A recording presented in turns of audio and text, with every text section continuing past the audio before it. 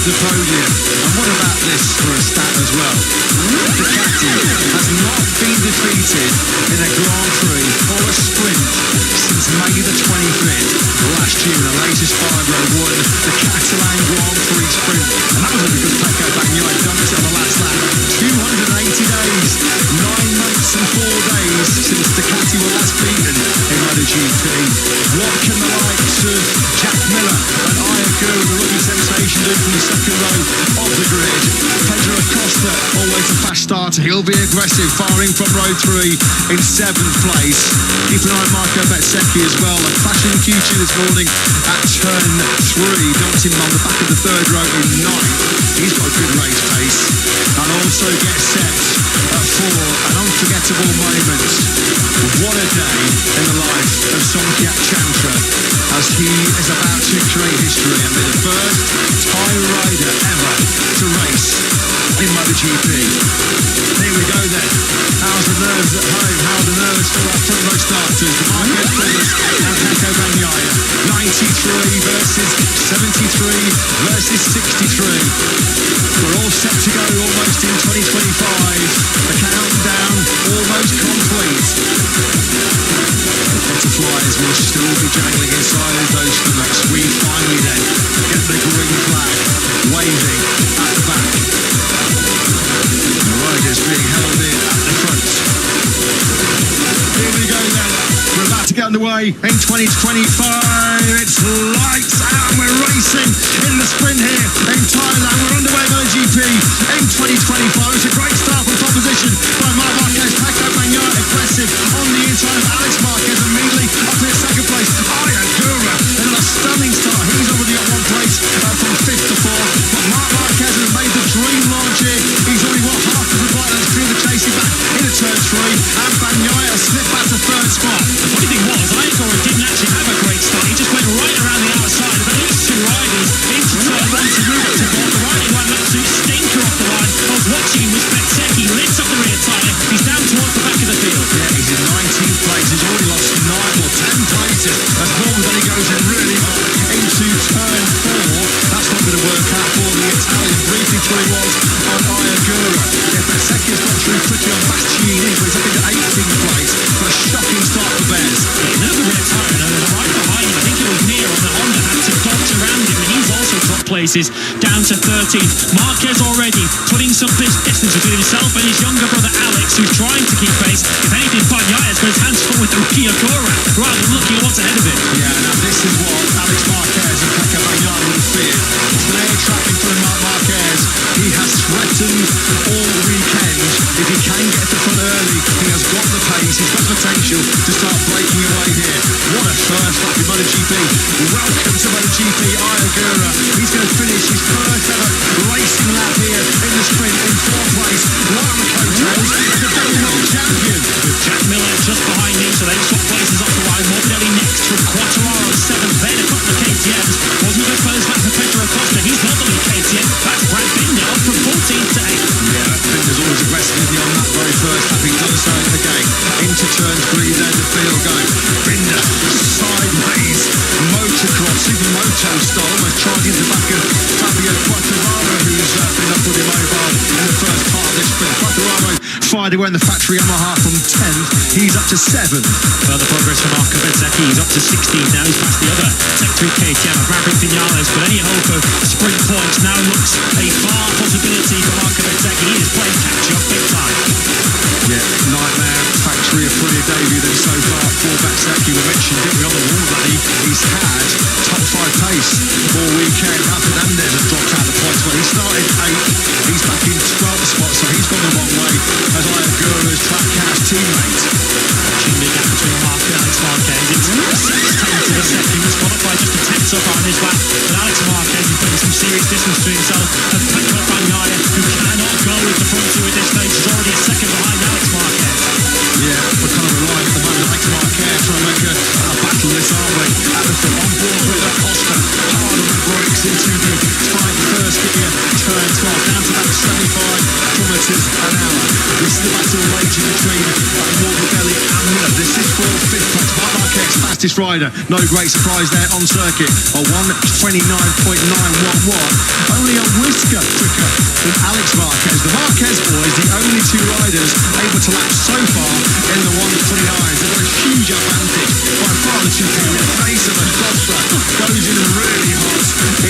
turn 3. That was never going to work out, was it, for the young Spaniard? Nearly right into his teammate, right up ahead of him, Brad Binder, who would have been blissfully unaware of how close the Costa got to him into turn 3. That more than any Miller battle, who were riding on board with the KTMs up behind. And more than any, put a huge lunge on Miller into turn number 12 to take that fifth place. There you can see the difference between Mark and Alex Marquez. Nothing really at all, was there? Just half a tenth. But just look how quickly here Marc Marquez is charging away from Alex Marquez, and the pair of them are streaking away from the pursuing pack. Pecco Bagnaia has now got the second behind the 73 bike in second place, and he has still got his hands full holding off the sensational looking Ayagura, who is all over the rear tyre of the factory Ducati. Yeah, I was about to say, talk about a reputation and education for Ayagura up behind the two-time MotoGP World Champion. Well, I'm not sure that's how Ayagura sees it, as Pedro Acosta is now having a look at Brad Binder, outbreaking Binder though as they tall order. Binder outbreaks himself, but now allows Acosta to throw alongside him. Yeah, they go side by side, elbow to elbow, swapping the same paintwork at least on the factory KTM. Acosta trying to maneuver a little dipper. Binder into first corner, there's no way through this time around. Marquez versus Marquez at the front. They've just dropped back into the 130s. And Pecco Bagnaia 130.447 is his fastest out of the sprint so far, but that is still 3/10 slower than the previous lap of the Marquez Bullers. Ayagura, what an introduction. Welcome to MotoGP. Can you imagine if he was ever past Bagnaia? What a scout that would be on debut. Pedro Acosta, of course, they'll probably say afterwards, the first one I did to MotoGP was Marc Marquez. Brad Binder as he goes at the inside into turn number 4. He tried to, of course, into turn 12 of the last lap. This time, Acosta has got it done. But the KTMs at the moment battling for the final 2 points positions in this sprint. They've lost touch with Quartararo's Yamaha up ahead. Marquez strong in the first 2 sectors on this lap 4 of 13. His advantage now stretched to over 3/4 of a second. Is this sprint already done and dusted as far as the 93 is concerned? On course already for just his second sprint success. The advantage, still just over 7/10 of a second. There you can see Ayagura not close enough to show Bagnaia his front wheel into turn 12, though he's so good, isn't he? Charging in on that factory is brilliant.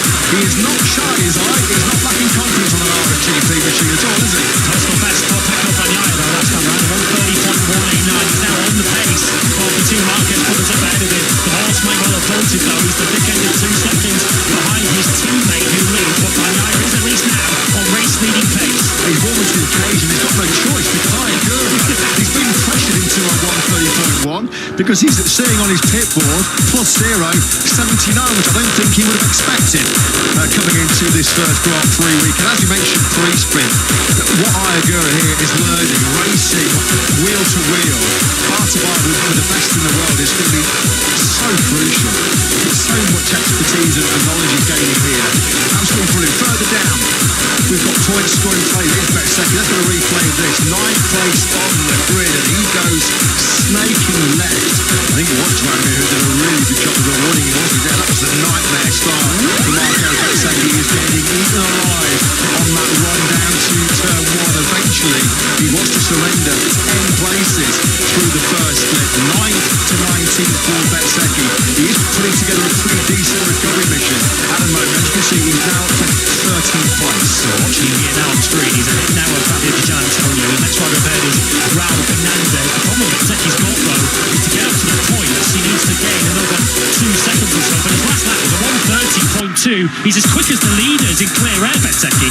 Ayagura, he has responded. He's retaliating here, going toe-to-toe with Bagnaia. 130.257 is Agura's best lap of the sprint. That was slightly faster than Bagnaia. Bagnaia cannot relax here for the first bronze medal of 2024. You really do have to doff your cap and say chapeau, don't you? So Ayagura, this is just astonishing. I'm sure surprising even himself. He could not, even in his wildest dreams, imagine that he'd be racing for the sprint podium with Pecco Bagnaia. Asking yesterday afternoon was the goal to get into qualifying 2, which he achieved as of right by the end of Disney. He said no, that was a surprise. He was surprised by that. Imagine how he must be feeling now. He does not look like a MotoGP rookie. Nothing like a MotoGP novice at all, does he? Showing the class that we know he has got.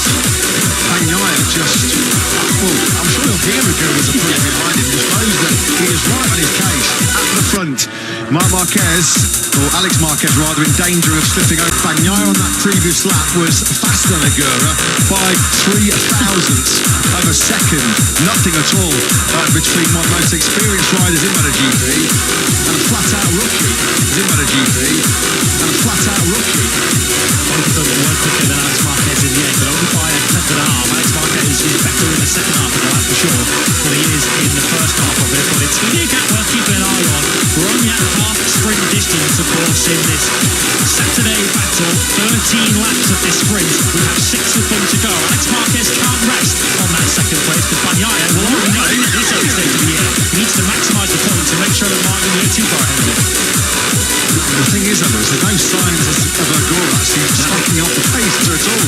Yeah, a lot of rookies, they just sort of go gung-ho and think, well, let's see how long I'm going to hang in, let's see how long I'm going to hang in there, go full throttle, full gas, and then they sort of run into some grip issues. But Aguirre is hanging in there. Quartararo got out for it. He ran wide, looked like he might have just lost the front on the way to turn 8, and that's allowed Pedro Acosta to ease on through. So that puts Acosta up inside the top 6. Still in the point scoring places further back. We've got Brad Binder in 8th. Joan Mir is in 9th place. He's just taken that 9th actually from fellow Honda rider Gian Zarco. Yeah, don't forget, Mir lost a lot of time himself at the start as he had to dodge around his slow starting Benteke. So Joan Mir has done a job there to get himself back into the points. Second lap in a row that Alex Marquez has lost out to the group behind him. The fastest rider on track now is the former world champion Pecco Bagnaia. He did a 1:30.281, pulled another 10th back on Alex Marquez and has finally put some relative breathing space between himself and Aguirre. That breathing space is half a second. Now is near in 9th, but this is a very, very rare sight as far as number 36 is concerned. In 34 previous sprints, he scored in just one of them. At the moment, though, on course for the final point scoring place, there's Zarco, Gian Antonio and Ralph Fernandez, though, ganging up behind him as we see them. That group powering down now to the third gear blind entry, turn 4. Marco Benteke there, he's suddenly dropped back a few more places. He's back down to 15th once again. Some issue for him on this lap is Gian Antonio is sniffing some points as he goes at the inside of Joan Zarco, not for very long. This battle that you're looking at is for the final sprint point. Yeah, at the moment in the hands of me. I don't think he's going to be able to get back on par with Binder, who's over half a second further up the road in 8th place. Acosta, having got through on Quartararo, has already started to streak away from the French sprinter. To Gian Antonio dives bombs Zarco. He does finally make that through, does to Gian Antonio. Marquez's lead has dropped back down to under a second again. Alex Marquez maybe having a little bit of a second win on this lap. Between himself and Bagnaia as Gian Antonio has trouble through the fast turn 12, and all the hard work he's done on this lap has been undone. He's back behind Ralph Fernandez. Out of the 4th gear, 250 miles an hour through that rapid turn 11. That was a big scare for the Gian Antonio. Comes over the line now. They drop back down to 12th place. Slips back on circuit behind Ralph Fernandez. There's rookie Fermin Aldeguer. He's in 13th place at the moment, having just taken Marco Benteke. On board though with your dominant runaway sprint leader here in Burrow. It's Marc Marquez, 1.1 seconds clear of Alex Marquez through the first sector on this lap 10 of 13.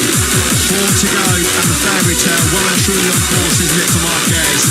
What an opening Saturday as a factory Ducati rider. What a way to open his account in red here in Thailand. A pole and sprint Saturday. Really get respect in that, does it? Sure, we'll find out from Marquez after the sprint. Is this Marc Marquez at full chance, or is this Marc Marquez just doing what he has to make sure he wins this sprint? He's got such a good package underneath him. He doesn't need to take massive risks. He's just keeping that lead pegged at around about 1 to 1.25 seconds over Alex Marquez, who likewise is just keeping Pecco Bagnaia at arm's length. It looks as if that dream of a maiden podium, sprint podium on Davy Viagra is fading now. He's back in the high 130s, and Pecco Bagnaia is the best part of the second period. Doesn't matter. Does not matter, because Marc Marquez might be your pole sitter and he might be your sprint winner, but for me, by a mile, Aguirre was going to be rider of the day. 5th on the grid, 4th in the sprint potentially, having really pushed and pressured world champion, full world champion Pecco Bagnaia. At the moment, it looks like Papa Marquez is going to be enjoying his opener to 2025. His son's on course for a 1-2 at the moment. That sort of gap's hovering around a second, 1.1, 1.2 is it now, between 93 and 73. Once again, see Bagnaia able to keep himself in those high 130s. There is Jorge Martin, unfortunately sat recovering at home in Andorra, watching this opening Grand Prix weekend on the sofa. As we mentioned before, speedy recovery, Jorge. MotoGP misses you. MotoGP is not quite the same without its world champion, not quite the same without its number one. So we're looking forward to the Martin charge when he's back on the RSGP in the not too distant future. The top 5 riders now are the only 5 still in the 130s, which just again emphasises the job that Igora here on screen is doing, to still be doing 130.9s. The riders from the Acosta group backwards are all well into the 131s, and in the case of Son, in the 132s. So Igora 3.4 seconds off the leader. Marc Marquez as Fabio Di Giannantonio is now slowing down with 3 laps to go. His sprint looks like it's over. Yeah, that's a shame because Fabio Di Giannantonio has had a bit of a torrid time only through injury hit winter campaign. This is a mechanical for Di Giannantonio. He starts touring on the outside of turn 5 and comes into the long lap penalty loop. That's a tough one to take in of all the hard work. 18 days out of collarbone surgery after his crash on day 1 of the winter programme in Sepang, and all the hard work and all the effort has come to nothing. But Di Giannantonio has to park the VR46 Ducati. Parking his Aprilia in the middle of turn 3. Here's Igora on the Golf Aprilia. There's been no golfing class, has there, between Igora and the rest of his rivals in MotoGP. You feel that this is some statement ride, isn't it? By the number 79. As Lewis mentioned, it just looks like he's running out a little bit of steam here in terms of the battle for the podium, which has run Bagnaia so close for as long as he did. Top shot. Looking where the other Aprilias are, Ralph Fernandez is in 11th place. He's 12 seconds behind Igora, and this is only a 13-lap sprint. I think that says enough about the level that Igora is riding at today. This will sting for Ralph Fernandez. He is expected to have the upper hand in that Trackhouse garage. He's expected to be Trackhouse's leading light, and he has been cast into the supporting role here so far throughout this opening weekend. Into the final corner we go. Marc Marquez is about to start what's going to be his final lap then, and he is on course to open 2025 with a gold medal around his neck. The first 12 of 814 points going the way of the 32-year-old Spaniard. His only previous sprint victory in Aragon last year, and you have to say he's made this look like a walk in the park from the get-go. He's done what he had to, no more, no less than that. He got the early high ground, got the lead into turn number 1, pulled out that lead of around a second after 2 or 3 laps, and he just managed it from there. Alex Marquez likewise has had Pecco Bagnaia firmly under control for 2nd place. It is going to be a Ducati rock out of the podium, but as mentioned before this sprint began, Marc Marquez has not led the MotoGP World Championship since he took the final victory of that record-breaking 2019 season in Valencia. 5.5 years on, the 93 is about to return to the top of the World Championship standings. Yeah, tomorrow, all-time favourite to be just the 2nd Ducati rider to win on debut. Casey Stoner did it, of course, back in 2007. Hasn't won the opening Grand Prix since 2014 in Qatar, of course, when he was very much part of the Honda fold. But this has been faultless. This has been peerless from the 6-time MotoGP World Champion. Marc Marquez into the final corner, and Marc Marquez makes a dream start in Ducati's dream team. It's a winning start in Red Marquez in the sprint here in Burram, and for the first time in what will feel like 6 long years, Marc Marquez will see his name at the top of the MotoGP World Championship. He leads over Marquez 1-2, Alex Marquez 2nd in the season opening sprint here in Thailand. Pecco Bagnaia had to settle for a distant 3rd place. The final positions, as you were in terms of your front row starters, Marc Marquez leads over Alex Marquez, Pecco Bagnaia 3rd. Surely contender for ride of the sprint, Igora. Unbelievable performance by the rookie to take 4th place. Not even a second he took the checker flag behind Bagnaia. Frankie Morbidelli fights over in 5th place. Well clearly 6 seconds clear of Pedro Acosta.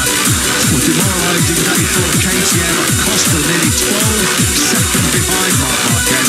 Points for Quartararo, Binder and